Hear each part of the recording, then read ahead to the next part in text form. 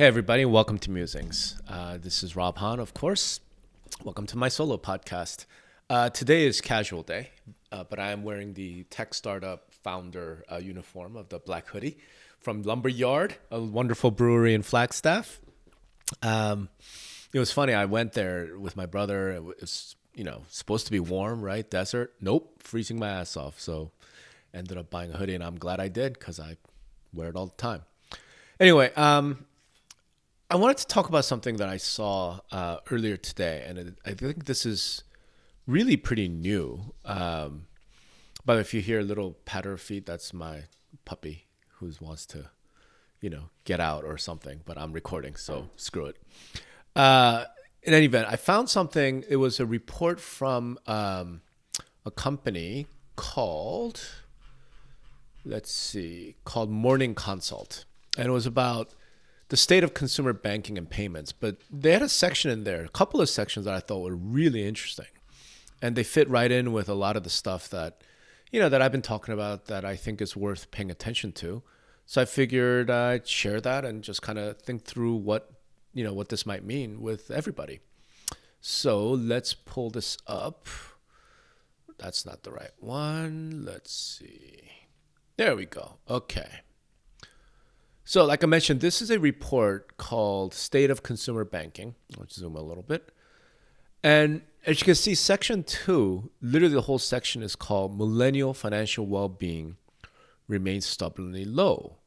Generation's overall financial health continues to be below average, and some millennials are struggling more than others. As you know, if you've been reading my blog for a bit, if you've been listening to me for a bit, you know that I think demographics one of the big major trends that's going to impact, everything. But obviously, since we're mostly talking about the real estate industry in North America, this is going to be one of the biggest issues long term that's going to affect us. And it's just something that doesn't get talked about enough. But let's just go through some of the data that they pulled up. They will go through a lot of stuff: financial well-being, short and long-term financial insecurities. This one was amazing.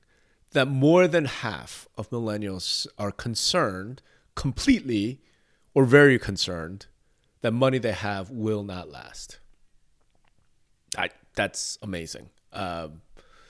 Something like, let's see, 21 plus 17, so 30, almost 40% of millennials are either always or often behind on their finances.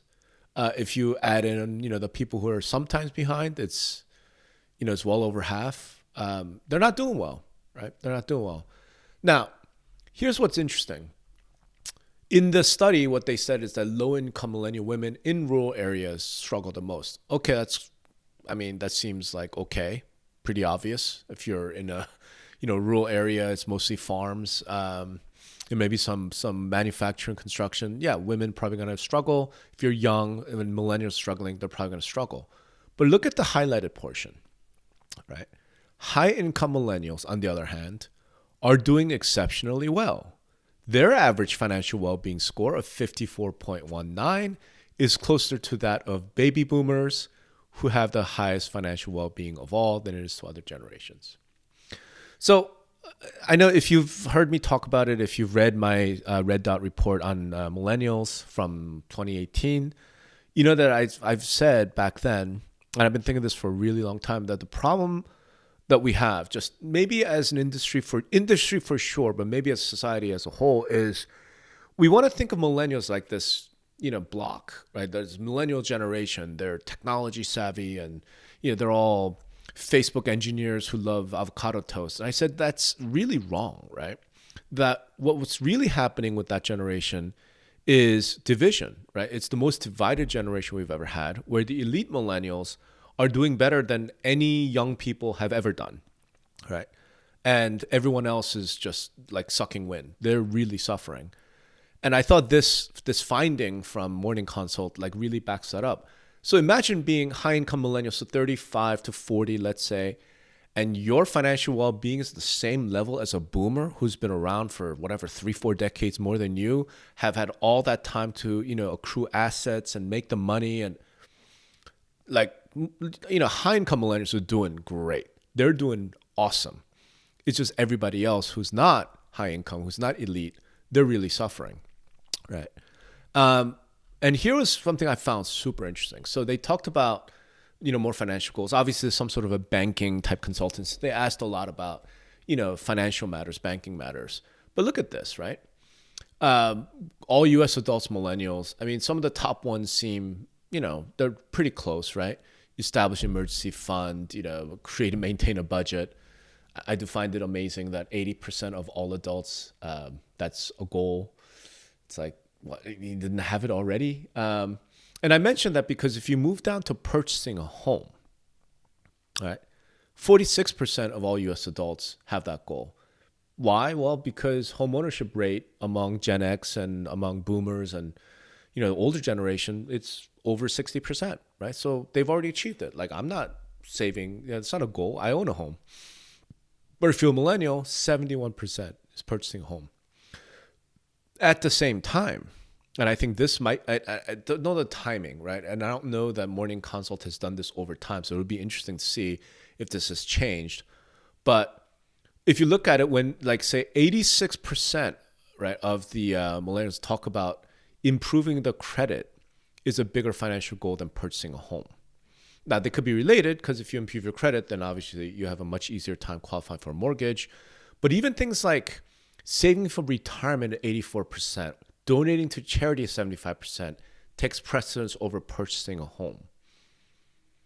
Is it like what I have to end up wondering is it because in recent years, like, home purchases have become so out of reach? The home prices have gone up so much and wage growth has really stagnated that a lot of these millennials just like, look, buying a home is just not even something I, dream of. Like, this whole idea of home ownership being the American dream, maybe it doesn't exist for them, for a lot of them. So it's just not even like a real financial goal for 30% of millennials. Like, that's not a goal. I'm saving up for a big purchase. I'm saving for retirement. I'm investing the money. It's a question, but, it's something that, again, I think we, in the real estate industry, we don't really talk about very much. We don't talk about it. We don't think about it. And I'm wondering if it's because most of the millennials that real estate agents, real estate brokers tend to know are the elite millennials who are in the market to buy a house. And they typically are not talking to the rest of them that obviously, like, banks have to talk to. So Morning Consult went and interviewed. So that's interesting. And then there was this, which I thought was just fascinating. Millennials drive alternative financial service usage and cryptocurrency ownership. So if you read the whole report, you'll actually see that, what the report concludes is that it's not that millennials are leaving banks, it's that they're using multiple financial institutions. But, this notion of like 16% of millennials took out a payday loan. Like, I don't know if it's the usage of alternative financial institution or it speaks to kind of where they are, financially. 11% of millennials took out an auto title loan. Like, that's not great. Like, it just talks about poverty, really, more than anything else. But then you look at crypto ownership, and there's a whole section that we'll go into. But look at this. One out of two millennial men own crypto. And then look at the income, right? This is fascinating too. Millennials with income under 50,000, right? So really, we're talking about like working poor. 1 out of 4 have crypto. Move up to 50,000 to 100,000, 43%, and over 100,000, 61%. That's a lot of crypto ownership. That is a lot of crypto ownership. And as it says here, those high income elite millennials are 3 times more likely to own crypto than the average American. So this is very interesting. And they talk about that, right? So section 3 of this report is talk about crypto going mainstream. Given what's been happening to the crypto markets the last couple of months, this is extraordinarily hopeful if you are a hodler, like I am. But it grew steadily in 2021, poised for even faster adoption. And they think it's because of crypto offerings from popular brands. I think it might be, but it might also just be we're starting to kind of reach that tipping point, and we're almost there. I would argue that among millennials and Gen Z, as you'll see, we're past the tipping point. I think it's becoming mainstream for them especially. But again, this is Morning Consult. This is their conclusion. Cryptocurrency is now mainstream. Share of U.S. adults who report owning cryptocurrency is roughly equal to the share who report owning a certificate of deposit, and not a far cry from share who report having a brokerage account. When I read this, you know what I thought of? I totally forgot that CDs exist. I mean, when I was growing up, in my 20s, like certificates of deposit, CDs were like how you save money, right? You get a 9-month CD, a 12 months, whatever, paid a pretty decent rate of interest. Like, I totally forgot that they existed. It's actually shocking. But as they say, there's roughly equal to share who own. And as you can see, it's very interesting, but it makes perfect sense. Men, millennials, high earners drive cryptocurrency growth, with Gen Z adults close behind. Right? Since millennials now, they're not kids anymore, right? They're mostly in their 20s. The oldest millennial, I think, is like 40. They're in their 30s. They have families. They're kind of entering their peak earning years. Yeah, so what they have to care about, obviously, is the next generation, the Gen Z, who are now entering the workforce, and they're very close behind. So all this crypto growth, it's happening because it's a younger person's game. And as you can see in here, Gen Z adults shown strong growth. Baby boomers remain largely disinterested. It makes sense. I mean, I imagine I'm Gen X, so obviously we're the invisible generation. As you can see, this report doesn't even talk about Gen X. It's like millennials, Gen Z, boomers. That's fine by us. Believe us, like we Gen X want to be just left alone.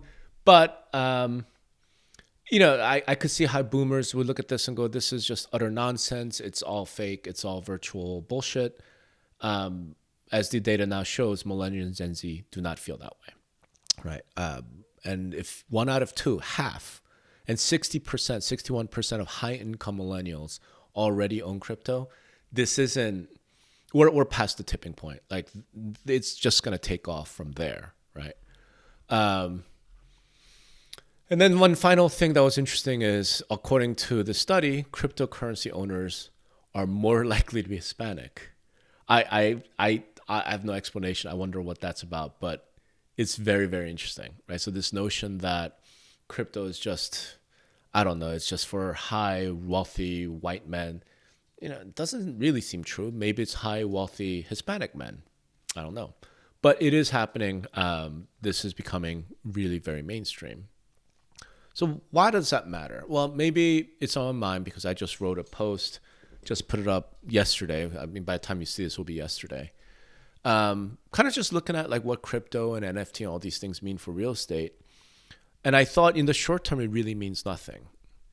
In light of this report, I'm maybe having to revise that opinion a little bit, right?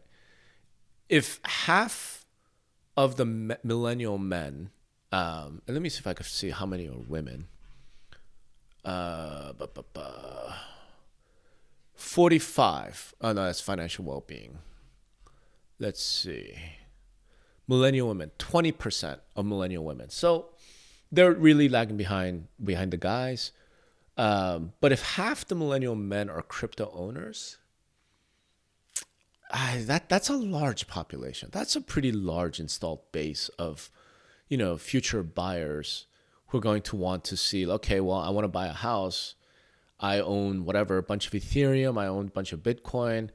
I own some Solana, whatever it is. Like, they're going to want to figure out how to tap that in order to make a down payment, or at least have it be accounted for in their overall net worth. So, when a mortgage lender wants to evaluate, like, do I want to loan this guy money? They're going to want that taken account of somehow.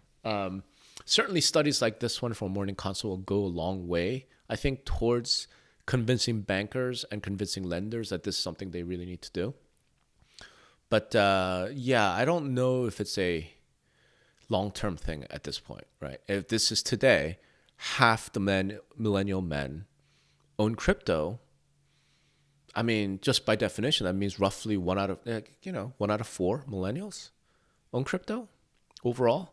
And go through this chart. 44% millennial parents own crypto. Obviously, if you're making 100,000 in income or more, well, then those are the people who are more likely to buy houses than people who are making 50. 61% own crypto. Like, this isn't just some weird flash in the pan. Like, I don't need to pay any attention to this anymore. I thought realtors and brokers had more time. I don't know if that's true anymore. Based on this might be something that you're going to have to deal with, you're going to run into like this year, right? By the end of this year, this might become a real topic of conversation with all of your buyers and potential buyers. Um, the other thought I had was like looking at kind of this divide, right? So the elite millennials having this wonderful uh, financial well-being status, they're doing great. Everyone else is not doing great, and how this sort of intersects with housing, and why I've been sort of sounding the alarm a little bit. I think for a few years about home affordability, this generational gap. This is something we really need to pay attention to, kind of as an industry. This report helps kind of really solidify that, but it made me think of another thing I saw. So this is from a couple of days ago, but I saw this come up. It's from Federal Reserve Bank of San Francisco, Fed Views in January. So this is dated January 28, 2022. So it's, a couple days ago. And I remember looking at these charts going, oh my gosh, right? Now, this is government numbers, so, think what you want, right? So they go through unemployment, they go through inflation surge, expected to ease. I guess if you're the Fed, you have to say that. I don't know. I mean, we'll see. Inflation, et cetera. But then this sort of things got kind of interesting. When it talked about the demand for residential real estate has increased. You look at that's insane. I mean, it went parabolic, right? That's both the National Home Purchase Index, probably the Case-Shiller, although it sounds like under sources CoreLogic, so CoreLogic Case-Shiller, and the Zillow Asking Rent Index. So both rent and home prices are just parabolic. Inflation numbers need to be updated then, right? Because it's not going to be whatever 7% in December and whatever the number will be for January. And their rationale and their reasoning is remote work is increasing house prices. Okay, fine. Supply is low. We've known that. That's for sure true. But then credit standards are tight, right? So the argument is there's no bubble because credit standards are real tight. Consumers, buyers can't actually, they're having a harder time getting a mortgage. So the ones that are getting mortgages, they're really good credit risk. Okay, that's all true. But then let's link that together. We just read about millennial financial well-being. It's not happening. They don't have financial well-being, most of them, right? So what does that mean? What does that imply, right? I don't think it implies anything good. Right? I mean, if you're an elite millennial, you're in that top 10%, you're probably doing great. You're doing wonderful. Your financial well-being is at the same level as like a boomer who's had, 40 years of life on you. But everyone else, like all of your peers, all of your friends, Gen Z that are just graduating, unless they're already coming from a wealthy family, there's so many problems that come with this. And again, it's something that I feel like we as an industry really don't talk about, we don't think about, and it's absolutely necessary we do, right? Because this stuff is going to hit us sooner rather than later, I think. I don't know that this is now a 10-year issue. I think this might be more like the next couple of years type of issue. And I think it's just something we gotta at least think about, right? Like, again, I don't know that there are any answers. I'm sure the answers are going to be very complicated, but it maybe, from a messaging standpoint, like if you are a boomer realtor, and let's face it, the average realtor I think is like 58, and you're going and talking to some of these younger potential clients, you might want to at least have this in mind, right? At least have some ideas to who am I talking to, and how does it impact kind of their outlook on things. Anyway, that's my musing for the day. It's just a couple of pieces that I thought was interesting.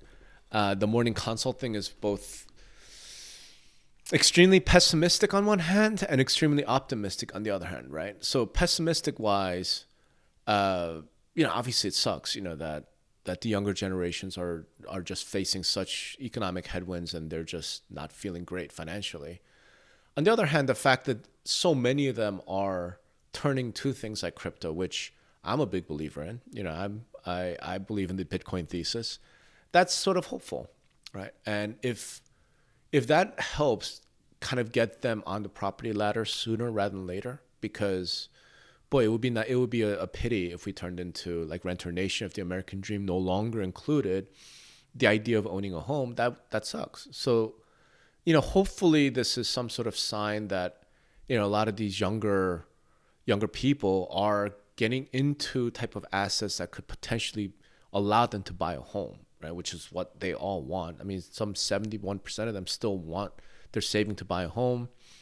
Hopefully they're saving in things like Bitcoin, as opposed to fiat, because, cash is trash. It's losing 7, maybe 15% of value every year. Um, Hopefully they're doing that, and in a couple of years we'll see this bear fruit as more and more of those people all of a sudden feel like, okay, I have savings that's in a different asset, that's in Bitcoin, that's in Ethereum, and it hasn't lost all its purchasing power. Now I can buy a home. I mean, I think that'd be good for them. That'd be good for the country. That'd be good for the industry. So that's kind of where my white pill optimism comes from. Obviously, it's very easy to get black pilled and just get torn up in despair. But believe it or not, I'm an optimist, and that's kind of what I'm sticking with.